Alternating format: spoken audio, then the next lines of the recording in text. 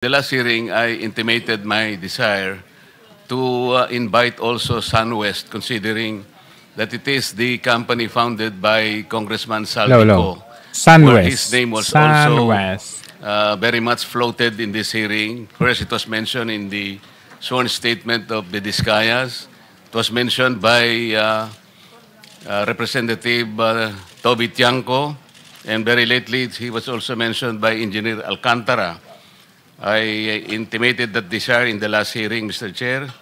And also, I also asked whether Mr. Chavit Singson will be advised during this very hearing, Mr. Chair.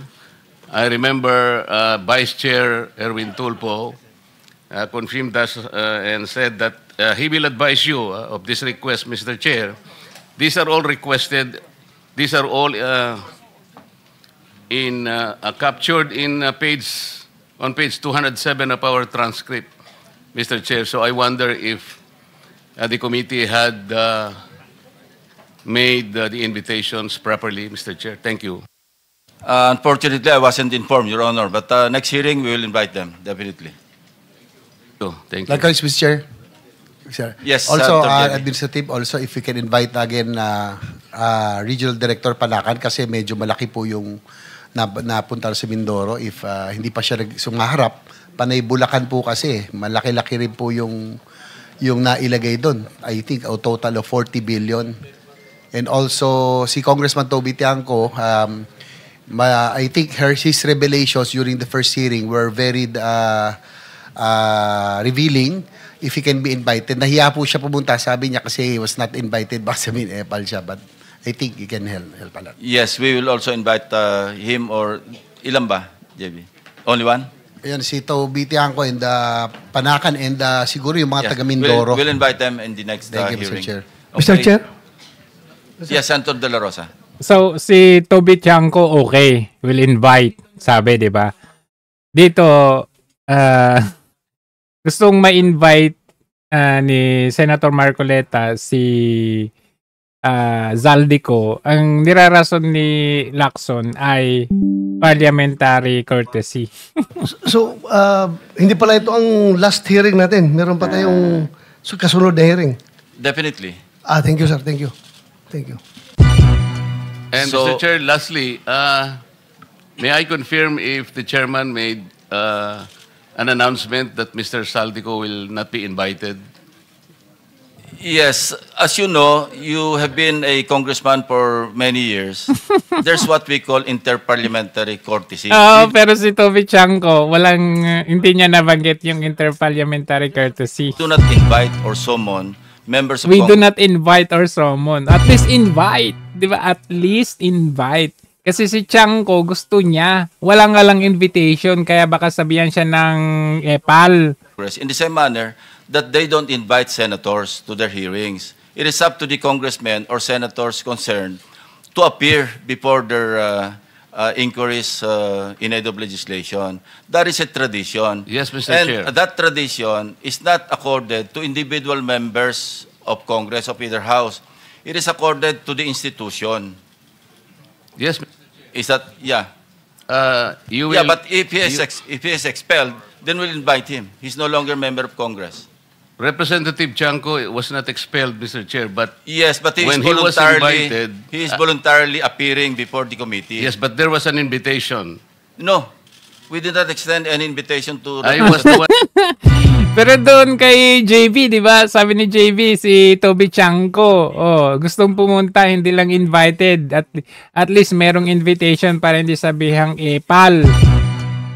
Tapos dito kay Zaldico, hindi, at least invite. Kung pupunta o hindi, okay lang. One who invited him when I was the chairman. You can speak for yourself. Yes, that's why. He can be invited. There is no violation of interparliamentary. Anyway, that's water under the bridge. He will appear, I think, anytime now because he was informed by Senator Ejercito. So can we just proceed? We have a long Sinasabi ko day. po yung tungkol kay Mr. Saldico. I-hears ito, sinabi niya Toby Tiangco. Kung Alright. sakaling halimbawa nandito siya, we can invite him. Okay. Okay, thank you. No issue there. Okay, so Today, we will hear the testimony of Mr. or former Undersecretary Roberto Bernardo. So, si former Undersecretary Bernardo. Tignan nyo naman ang katabi niya, si Remulla. Pagkatapos niyang magsalita dito, binanggit niya mga senador. Pagkatapos ng kanyang pagbasa sa kanyang sworn statement, tinangay na ni Remulla palabas ng Senate hearing. Sino hindi magagalit? Congressman Zaldico one time called me to say that he met Engineer Alcantara and wanted to confirm, maayos bang kausap si Engineer Alcantara? To which I replied, maayos po. Senator Nancy Binay. Nako, patay tayo dyan. Sometime in the year 2024, Binay. Carlin Villa, Sino pa? Yusik Trigiv Olaybar used to work for Senator Ramon Bong Revilla Nako. and Senator Sani Angara before Angara. his appointment as Yusik for the Department of Education. Sometime 2010, I met for the first time Yusek Olaybar, who was then working in the office of Senator Bong Revilla. Later, I learned that he transferred to the office of Senator Edgardo Angara and then later to Senator Sani Angara. Thereafter, Tapos si ano, the DPWH si received Escudero. a special allotment release order for 2.85 billion for the projects listed in Annex B. Just like the last time. So, pagkatapos magsalita nitong si Bernardo, gustong tangayin na ni Remulla palabas ng Senado para hindi siya ma-interrogate. No, not to Yusek Bernardo, but to the Secretary for some clarificatory questions. I mean, Grabe, the no? Secretary of the OJ, not to the affiant. Because Kumbaga, Senado sumusunod kay Remulla sa kagustuhan ni Remulla. you have to What? bring him back after lunch, no? Anybody? You have some questions? The same naman lang rin, Mr. Chair, na pag alis ni Secretary Remulla, alis din si Bernardo, baka pwedeng magtanong na kay Bernardo. Hindi. Ang kasundan natin, pagbalik na lang, kasi hahaba eh. And they have work to do, so we are accommodating them in the same manner that we accommodated Alcantara. They have work to do. Pumunta kayo dyan, pinalahad nyo ng sworn statement, tapos they have work to do. Grabe naman. Pwede naman umalis si Remulla, iwanan niya yan si Bernardo, pero bakit kailangan tangay niya? Engineer Alcantara to be brought immediately to the DOJ for evaluation. Grabe, for, halatado ka some na. Procedure. Then after that, we can have all the time in the world. Maski hanggang madaling araw, kung gusto mong tanongin si Yusek Bernardo, O sir, pero you can. ito, for the benefit of general questions Hindi na na, sana. we're just dahil- postponing. We're not rejecting your request to propound questions. Isa kasi sa akin kasi sir pag sabi niya ngayon dito, diretso kagad file ng kaso sa DOJ without Hindi, us giving the benefit na makapagtanong man lang kung Sige. Sen. I think the To the rescue naman si Itbulaga. thing is that the Department of Justice, as much as possible, would like to evaluate first. They will not file any cases. Bakit hindi nyo in-evaluate muna bago nyo isalang dyan? Hello! Halatado! subsequently file Gusto nyong ma-media muna, may labas muna dito sa social media o dito sa hearing, tapos saka nyo i-evaluate. Syempre, ano na yan? Magkakaroon na ng kaisipan yung mga tao dyan kasi hindi pa pala na-evaluate kung tama ba yan, totoo ba yan, may base ba yan o wala. cases will follow. Kung sana naman bago siya makonsider doon, dito muna sa atin. Dahil sa atin niya nilahad yung statement niya. Tama. So, hindi naman niya nilahad sa DOJ, sa atin muna. So, sana makapagtanong tayo bago natin turn over sa DOJ for Tama. their consideration. Suspended. Sabi ni Tito Soto, suspendin mo muna. Sabi, nakita niya, sinabi niya. Suspendin mo na. Tingnan mo yung bibig niya. Mr. Chair, I think the point... Hearing is suspended. Ayos sabay lapit kay Bato. Wala talaga mga to. So, nothing good Nothing good's happening to the dito. program. Tapos i-evaluate namin sila as state witnesses, pero bibigyan ho sila ng security mula po sa sulat na to ay matanggap na Senado. Alanganin to. Since Alam nyo they're ang still nag-save under sa yung hearing mga- na to? Itong tatlong tao Ito lang ito, nag-save sa hearing si na Bryce to. Hernandez, JP Mendoza, and Henry Alcantara Ito. ay Yan. ay nasa custody po ng Senate at naka-contempt. Hindi po namin sila binibigyan pa ng security. Pero Inasa ko po. Ito, ang nag-save sa hearing na to. Yung, ano to, surprise, ano to, surprise guest.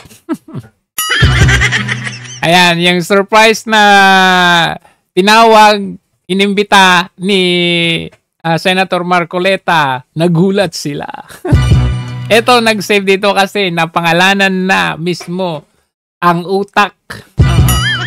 Yung pong salaysay na yun ay nagsasabi ng kanyang pagkalungkot at siguro pagkabahala, sabi niya, na bakit nangyayari sa ating bansa ito. At nalulungkot siya, Mr. Chair, sapagkat meron siyang partisipasyon doon eh. At nung makita ko ang kabuuan ng kanyang salaysay, meron po siyang personal na kaalaman Yon. para i-connecta si Representative Saldico At si kay former Speaker Martin Romualdez. Patay tayo dyan. O, sige, puntahan natin yan. Puntahan natin. Sabi ko, hindi Ayan. ako Ako po ay lumabas upang Ito magsalita yan. sa isyu na ito. Bilang isang dating sundalo, inaalay ko ang aking buhay para sa ating bansa. Sa pagkakataong ito, nagdesisyon akong magsalita at maglabas dahil ayokong maging masama ang kinabukasan ng aking mga anak, apo ko sa darating na panahon. Ayoko pong naririnig ko Napapatango si Alcantara at napapalunok. Sabi niya, pambihira, mukhang mabubuking ako nito ah. Tingnan si Alcantara, sabay silip napapanood sabay lunok. ko sa Hoy, mind your own paper. Kasi sa klase, nangongopya ka sa seatmate mo. tinig ng Blue Ribbon Committee. Sabay lingon ulit. Tingnan mo, tingnan At ulit. ngayon ko po napagdugtong-dugtong Nako, sabi, sabay. Tingnan mo, sulya po. yung maging Nako, patay tayo dito. yung naging partisipasyon ko po sa anomalya at korupsyon na ginawa at lumalabas sa hearing na ito. Yung palang pera na binubuhat namin at dinedeliver mula sa masamang gawain na nagdulot ng baha na ikinamatay ng tao at imbes na gamitin ang pera sa edukasyon, medikal at programa na mapunta lamang pala sa bulsa ng mga politiko. Hoy, Alcantara. Mabigat po sa akin magsalita dahil may pamilya ako. Grabe Apat na makasilip anak si ko, Alcantara. nag-aaral pa. Kinakabahan May asawa ako at nangangalaga sa aking mga anak at marami akong kasama sa operasyon na may kinalaman sa ibabahagi ko sa inyo. Okay, shortcut natin. Nagtatrabaho lang po kami ng mga kasama kong sundalo sa Philippine Marine. Philippine Marine. Pagkatapos naming may baba ang nasabing basura, Basura. ipinapasok sa bahay ni Congressman Saldico sa Valle Verde 6 at binibilang ni Mark at ni Paul. Mark at Paul. Alam ko na ang laman ng malita ay pera sapagkat nakita ko si Paul na binuksan ang malita at inilabas ang laman para bilangin. Tumatango na si Alcantara Ang ngayon. isang Sabi niya, ehemplo safe na na ako. nagdala ng pera ay si Congressman Eric Yap ng AXIS Party List. 46 na malita ang dala niya sa 46. bahay ni Congressman Saldico sa Valle Verde 6. Pagkatapos mabilang, isinakay namin sa mga sakyan patungo sa Horizon Residence sa Taguig. At dumiretso kami sa basement upang may baba ang nasabing basura.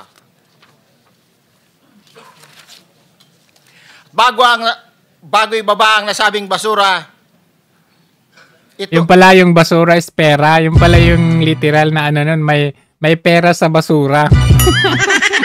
Bilyon-bilyon. Merong napuputol sa binabasa mo eh. Huwag kang magmadali. Huwag kang magmadali. Napuputol. Ulitin mo yung paragraph 20. Paragraph 20 si Martin Romualdez ata yun. Putol na siya.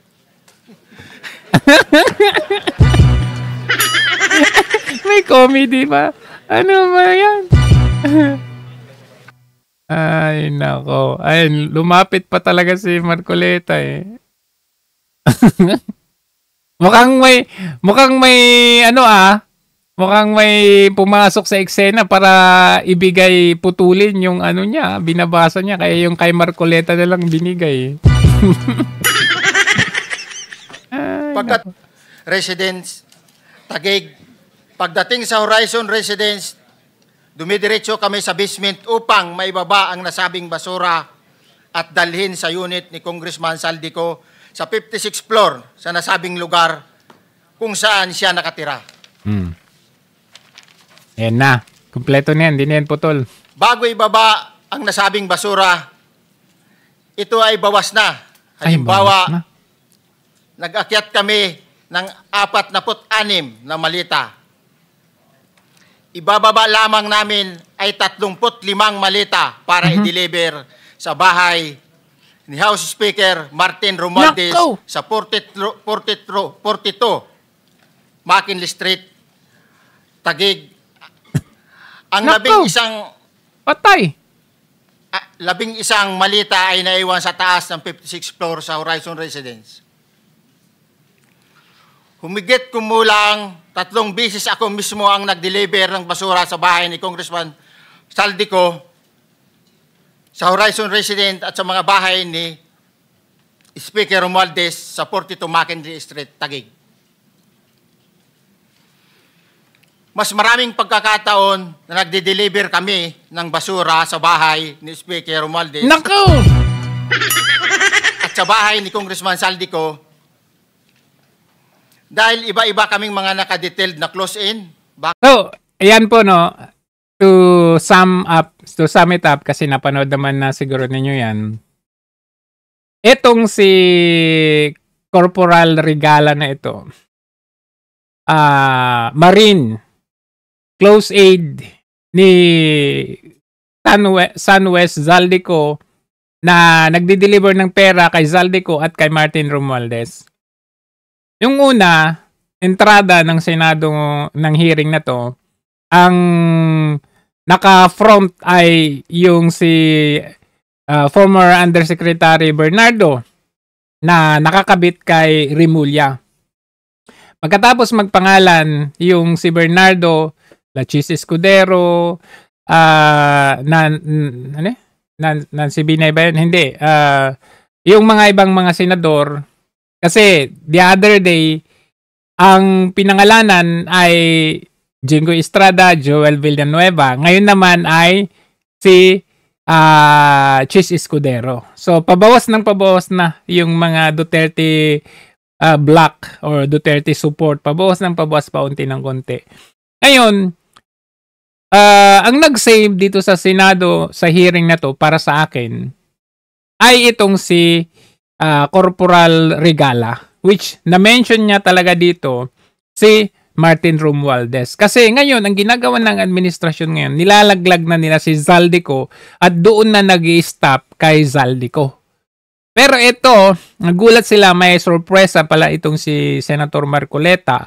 Good thing, biglang lumabas ito, nagpangalan na konektado from pababa to Zaldico hanggang kay Martin Romualdez. Hindi pwedeng putulin kay Zaldico na ito.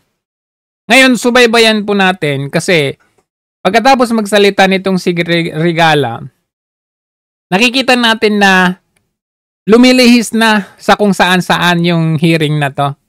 OWA, kung saan-saan, DPWH. Kumbaga nawawala na itong sinabi nitong si Regala na to.